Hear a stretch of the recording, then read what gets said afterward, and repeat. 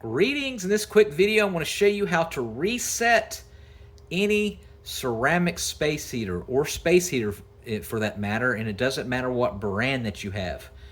So in a nutshell, in order to reset a space heater, the only thing you have to do is just simply unplug it from the wall. And you want to keep it unplugged for about 10 to 15 minutes. A lot of times it'll start making them perform a little bit better.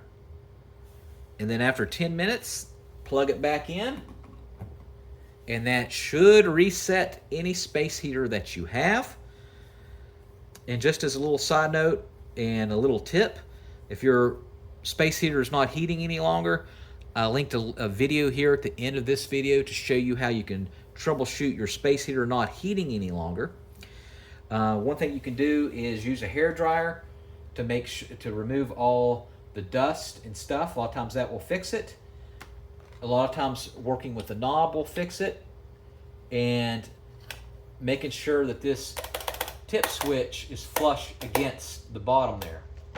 All right, link here at the end of the video. All right, thanks for watching, and make sure you subscribe.